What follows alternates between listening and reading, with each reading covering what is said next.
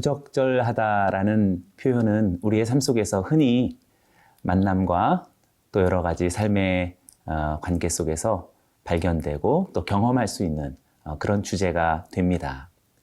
부적절한 생각이 있겠고 또 부적절한 만남도 있겠습니다. 부적절한 모든 계획들도 있겠고요. 또 부적절한 결과들을 이루어가는 삶의 여러 가지 모습도 발견하게 됩니다. 우리는 하나님의 얼굴을 자주 바라보고 하나님의 말씀을 경청함에 따라서 적절하다와 부적절하다를 구분할 수 있을 것입니다. 또 성령 하나님의 감동하심을 따라서 무엇이 부적절한지 우리는 조금씩 더 선명하게 구별해 갈 수 있을 것입니다. 혼탁한 문화가 가득한 이 세대 속에서 무엇이 적합하고 나아가서 하나님 앞에 경건한 것인지를 분별해낼 수 있는 것은 너무나도 귀중한 신앙의 능력이라 할 수 있겠습니다. 오늘 말씀을 통하여서 성도님들의 삶 속에 위협하는 모든 부적절한 시도들이 하나님의 말씀을 따라 다 규명되어져서 청산하고 하나님이 기뻐하시는 삶으로 나아가기를 축원합니다.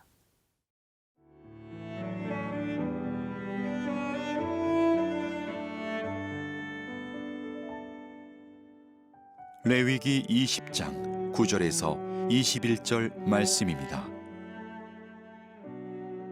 만일 누구든지 자기의 아버지나 어머니를 저주하는 자는 반드시 죽일지니 그가 자기의 아버지나 어머니를 저주하였은즉 그의 피가 자기에게로 돌아가리라. 누구든지 남의 아내와 간음하는 자 곧 그의 이웃의 아내와 간음하는 자는 그 간부와 음부를 반드시 죽일지니라. 누구든지 그의 아버지의 아내와 동침하는 자는 그의 아버지의 하체를 범하였은즉 둘 다 반드시 죽일지니 그들의 피가 자기들에게로 돌아가리라. 누구든지 그의 며느리와 동침하거든 둘 다 반드시 죽일지니 그들이 가증한 일을 행하였음이라. 그들의 피가 자기들에게로 돌아가리라. 누구든지 여인과 동침하듯 남자와 동침하면 둘 다 가증한 일을 행함인즉 반드시 죽일지니 자기의 피가 자기에게로 돌아가리라. 누구든지 아내와 자기의 장모를 함께 데리고 살면 악행인즉 그와 그들을 함께 불살을지니 이는 너희 중에 악행이 없게 하려 함이니라. 남자가 짐승과 교합하면 반드시 죽이고 너희는 그 짐승도 죽일 것이며 여자가 짐승에게 가까이하여 교합하면 너는 여자와 짐승을 죽이되 그들을 반드시 죽일지니 그들의 피가 자기들에게로 돌아가리라. 누구든지 그의 자매 곧 그의 아버지의 딸이나 그의 어머니의 딸을 데려다가 그 여자의 하체를 보고 여자는 그 남자의 하체를 보면 부끄러운 일이라. 그들의 민족 앞에서 그들이 끊어질지니 그가 자기의 자매의 하체를 범하였은즉 그가 그의 죄를 담당하리라. 누구든지 월경 중에 여인과 동침하여 그의 하체를 범하면 남자는 그 여인의 근원을 드러냈고 여인은 자기의 피 근원을 드러내었음인즉 둘 다 백성 중에서 끊어지리라. 내 이모나 고모의 하체를 범하지 말지니 이는 살부치의 하체인즉 그들이 그들의 죄를 담당하리라. 누구든지 그의 숙모와 동침하면 그의 숙부의 하체를 범함이니 그들은 그들의 죄를 담당하여 자식이 없이 죽으리라. 누구든지 그의 형제의 아내를 데리고 살면 더러운 일이라. 그가 그의 형제의 하체를 범함이니 그들에게 자식이 없으리라. 오늘의 본문은 주로 가정에서 벌어지는 여러 관계들 사이에서 나타나는 아주 부적절한 매우 건전하지 않은 그런 내용들을 다루고 있습니다. 먼저는 9절 말씀에 부모에 대한 자식의 행위에 대해서 이야기하고 있죠. 만일 누구든지 자기의 아버지나 어머니를 저주하는 자는 반드시 죽일지니 그가 자기의 아버지나 어머니를 저주하였은즉 그의 피가 자기에게로 돌아가리라. 부모를 저주하는 자에 대한 하나님의 말씀의 규정이 반드시 사형에 처해져야 한다라고 말하고 있습니다. 여기서 저주하다라는 말은 하찮게 만들다 또는 업신여기다라는 뜻을 갖습니다. 멸시하거나 하대하거나 심지어 구타와 같은 극단의 불효를 가리키는 표현이 부모를 저주하다라는 그런 표현이 되겠지요. 부모를 대적하는 것은 곧 하나님을 대적하는 것이라고 하나님의 말씀은 밝히고 있습니다. 특별히 부모를 저주하는 이 내용이 거슬러 올라가서 6절 말씀에서 보면 세상의 어둠의 영과 접신하는 것과 그리고 그 다음 구절에서 보면 부적절한 대상과의 간음하는 그런 내용 사이에 끼어 있다라는 사실을 통해서 어떤 어둠의 영과 접신하는 것과 또 부적절한 대상과 접촉하는 두 사이에 끼어져 있는 그 내용으로서 부모를 대적함을 두었다라는 사실에 부모에게 적절치 않은 행위로서 그를 거스리고 또 저주하는 행위는 하나님께서 매우 혐오하시는 그런 주제다라고 말할 수 있겠습니다. 오늘 말씀을 통하여서 우리 사랑하는 부모님들을 다시 하나님의 마음으로 돌이켜야 하겠습니다. 10절부터 16절까지에는 부적절한 대상과의 성적인 그런 관계들을 계속 열거하고 있습니다. 10절에는 누구든지 남의 아내와 간음하는 자, 곧 그의 이웃의 아내와 간음하는 자는 그 간부와 음부를 반드시 죽일지니라 라고 말하고 있습니다. 매우 불법적인 성관계들이 나타나고 있지요. 당사자 모두가 다 사형에 처해져야 할 것을 하나님 말씀은 이야기하십니다. 11절부터 12절까지에는 아버지와 또 아내와 또 아들의 며느리, 아들의 아내인 며느리를 상대하는 매우 부적절한 그런 관계로서의 성적 관계를 하나님께서는 그것을 가증한 일이다라고 규정하고 있습니다. 특별히 그의 아버지의 아내는 친모가 아닌 아마도 후처나 또 첩을 이야기할 텐데 고대 시대의 후처나 첩에 대하여서 범하는 악행의 일들을 우리는 잘 알고 있습니다. 다윗의 왕가에서도 이런 일이 있었던 것을 우리는 너무나 잘 알고 있었죠. 이런 모든 경우에 범죄한 남녀 모두가 다 사형에 처해져야 한다라고 극단적인 판결을 말하고 있습니다. 13절의 말씀에서도 누구든지 여인과 동침하듯 남자와 동침하면 둘 다 가증한 일을 행한 것이다.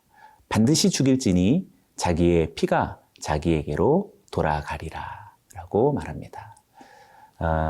우리가 오늘날 이 사회 속에서 요즘 많이 경험하고 있는 동성애의 문제를 이야기하고 있습니다. 지금 이 구절은 이미 18장에서도 한번 언급이 되었었는데요. 레위기 18장 22절에는 너는 여자와 동침함 같이 남자와 동침하지 말라. 이는 가증한 일이니라.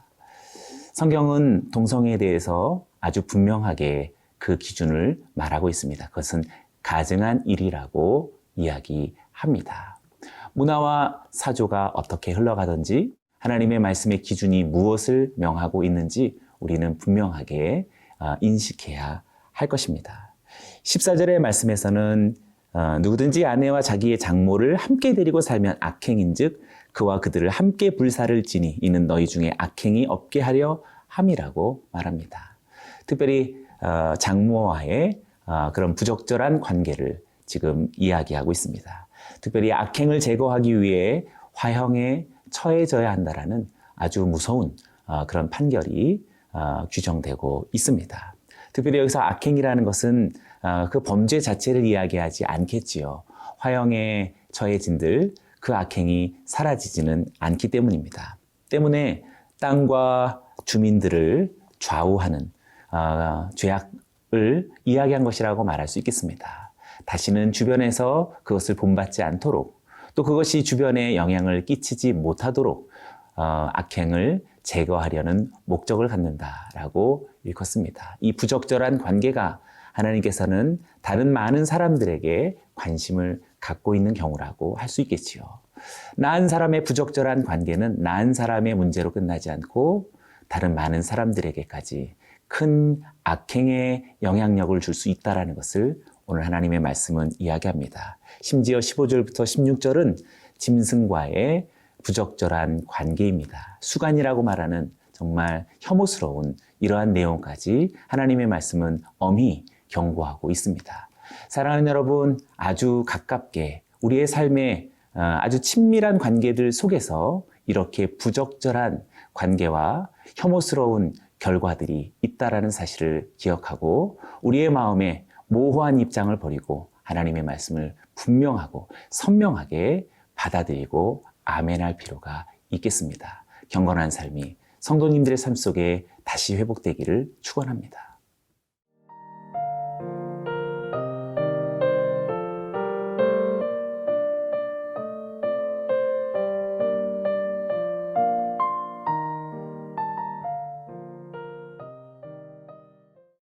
17절을 다시 한번 보겠습니다. 누구든지 그의 자매 곧 그의 아버지의 딸이나 그의 어머니의 딸을 데려다가 그 여자의 하체를 보고 여자는 그 남자의 하체를 보면 부끄러운 일이라. 그들의 민족 앞에서 그들이 끊어질지니 그가 자기의 자매의 하체를 범하였은즉 그가 그의 죄를 담당하리라. 전형적인 근친상간의 문제를 다루고 있습니다.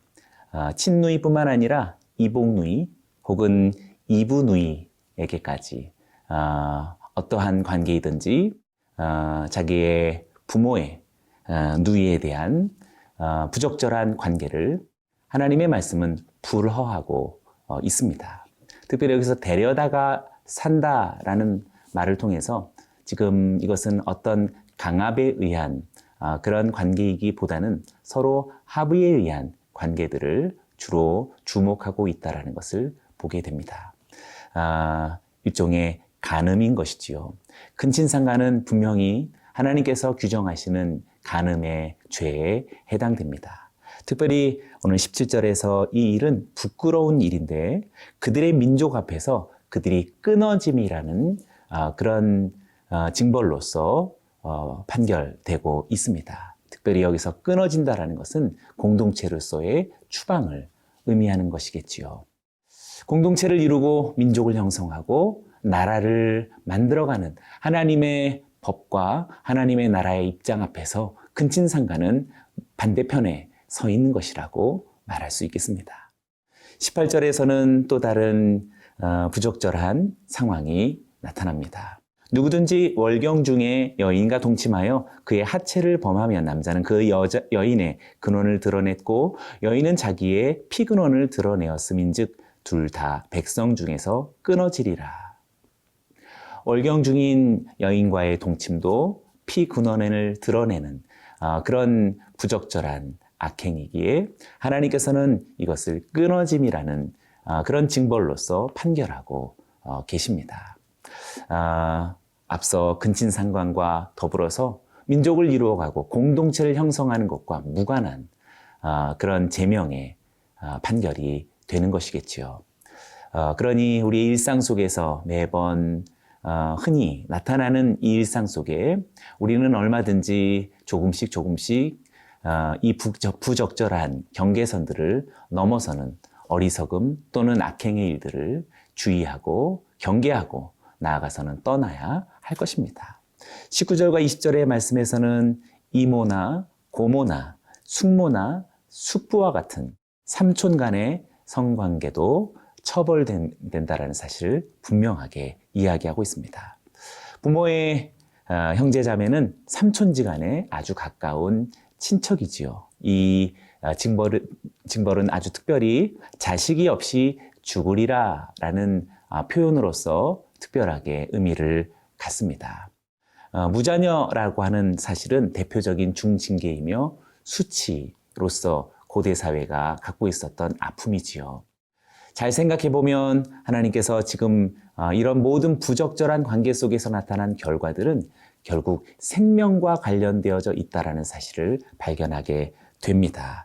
그들의 피가 자기에게로 돌아가고 또 자기의 피가 자기에게로 돌아가고 또 그들의 죄가 자기 스스로 담당하게 되어지고 끊어지고 자식이 없이 죽는다라고 하는 이런 계속되어진 판결의 의미들은 생명을 의미하는 것이라고 할 수 있지요. 결국 살고자 하는 일들 속에서 나타난 부적절한 일인데 결국 죽고자 하는 그런 결과와 다름없다라고 말할 수 있겠습니다. 오늘 본문 속에 여러 하나님의 감정들이 나타나는 표현이 있습니다. 가증한 일이다. 또 악행의 일이다. 그것은 부끄러운 일이다. 그것은 더러운 일이다. 라는 여러 가지 표현들로 하나님은 이 혐오스러운 관계, 부적절한 관계를 매우 배격하고 계십니다. 사랑하는 여러분, 오늘 우리가 살아가는 이 시대가 어떠한 문화의 사주를 살아간다 할지라도 아니다, 괜찮다 할 것이 아니라 하나님의 말씀 앞에 순결하게 또 엄중하게 우리는 하나님의 경건을 추구해야 할 것입니다. 성도님들의 삶 속에 이런 거룩하고 순결한 하나님 기뻐하시는 삶이 펼쳐지기를 축원합니다. 기도하겠습니다. 참 좋으신 하나님 아버지, 하나님께서 만드신 창조의 원형 그대로 보기에 좋았더라 하신 그 선함 그대로 우리가 그 기준을 또 그 부르심을 쫓기 원합니다. 이 세대의 혼탁함 속에 부적절한 수많은 관계들 속에서 우리가 머뭇거리지 말고 주님이 기뻐하시는 관계로 부적절한 관계를 청산하며 하나님이 기뻐하시는 길로 살아가게 하여 주옵소서. 예수님의 이름으로 기도드리옵나이다. 아멘.